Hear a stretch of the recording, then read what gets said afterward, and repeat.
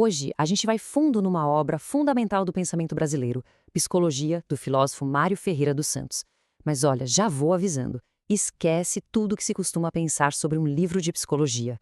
Isso aqui é muito mais uma jornada filosófica para a gente tentar responder a uma pergunta essencial: o que, no fundo, nos torna humanos?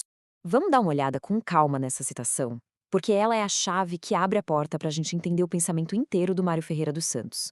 Para ele, o que define a gente não é só pensar ou sentir, é algo bem mais profundo, mais poderoso: a nossa capacidade de criar. Bom, e para entender o livro, primeiro a gente precisa dar um passo para trás e entender o pensador e a escala, assim, colossal do projeto dele. Mário Ferreira dos Santos não estava só escrevendo um livro sobre psicologia. Ele estava, na verdade, construindo um verdadeiro universo de conhecimento. Isso é crucial. A obra Psicologia não é um livro que dá para ler de forma isolada. Pensa nele como uma única peça de um quebra-cabeça gigantesco. Esse quebra-cabeça era a Enciclopédia de Ciências Filosóficas e Sociais, um projeto monumental que queria basicamente unificar todo o saber humano. E aqui a gente consegue ter uma ideia da dimensão desse projeto, percebe? Para o Santos, a psicologia não flutuava no vácuo. Ela estava ligada de um jeito bem profundo com a lógica, com a filosofia e com um conceito que ele mesmo criou e que é central em tudo, a nosologia. A psicologia era, na verdade, só uma engrenagem num sistema de pensamento muito, mas muito maior. E isso nos leva direto para essa tal de nomologia. Mas o que é isso, afinal? Para o Mário Ferreira dos Santos, a psicologia tradicional era meio limitada, porque ela se concentrava só na psique, que é a palavra grega para alma ou mente.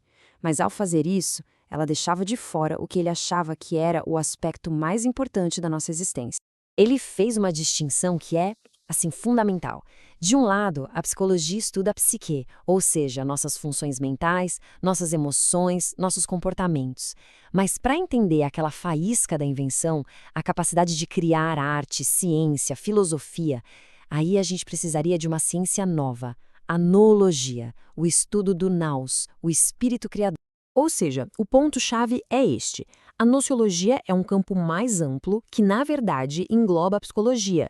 O objetivo dela não é entender apenas como a gente pensa, mas principalmente como a gente cria o nosso mundo através das nossas ideias e ações.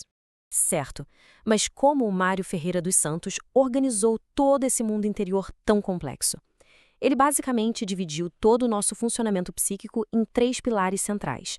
É uma estrutura bem clara para a gente conseguir entender a mente. Pensa bem, como é que a nossa cabeça dá conta de organizar tudo? Desde sentir o calor do sol na pele até entender uma ideia super abstrata. Para responder isso, o Santos propôs um esquema bem elegante, dividindo a nossa mente em 3 grandes áreas. E embora a gente separe aqui para poder entender, na vida real elas estão sempre conectadas, operando juntas o tempo todo. Vamos ver quais são?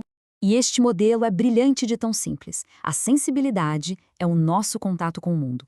A afetividade é como a gente se sente em relação a esse mundo. E a intelectualidade é como a gente dá sentido para tudo isso. Para o Santos, na vida real, essas 3 funções são inseparáveis. Agora que a gente já entendeu essa estrutura de sensibilidade, afetividade e intelectualidade, vem a pergunta: o que então nos diferencia de verdade de todos os outros animais? Para o Santos, a resposta não está em nenhuma dessas funções sozinhas, mas no jeito que a gente usa todas elas na nossa relação com o mundo. Os animais, de um modo geral, vivem dentro dos limites dos seus esquemas biológicos. Ou seja, eles usam seus instintos e suas habilidades para se adaptar ao ambiente que encontram. Eles se ajustam à natureza. Já nós, seres humanos, fazemos algo radicalmente diferente. A gente não só se adapta ao mundo, a gente adapta o mundo a nós. A gente transforma o ambiente para que ele atenda às nossas necessidades, aos nossos desejos. E aqui está o nosso superpoder. A gente constrói novos esquemas, ferramentas, teorias, arte, instrumentos científicos, tudo isso expande nosso conhecimento e nosso poder muito além dos nossos limites naturais. Um microscópio, por exemplo, é um novo esquema que a gente criou para conseguir ver o que os nossos olhos não podem. Então, qual é a grande lição que fica da psicologia do Mário Ferreira dos Santos? Por que essa obra, escrita lá em 1953, ainda é tão importante hoje? O grande mérito dos Santos foi ter construído uma ponte. Ele pegou as grandes perguntas da filosofia clássica, lá de Aristóteles e Platão, e colocou elas para conversar com a psicologia moderna, de gente como Freud e Jung. Ele criou uma síntese que era única e muito poderosa para a época dele. Ele nos dá uma visão completa da mente humana, não como uma máquina de reflexos, mas como um motor poderoso de criação.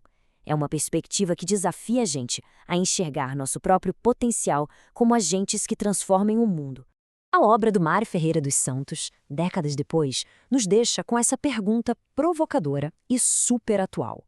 Se a nossa essência é criar, qual é a criação que o nosso tempo mais precisa? A resposta? Bom, talvez esteja naquilo que cada um de nós escolher criar daqui para frente.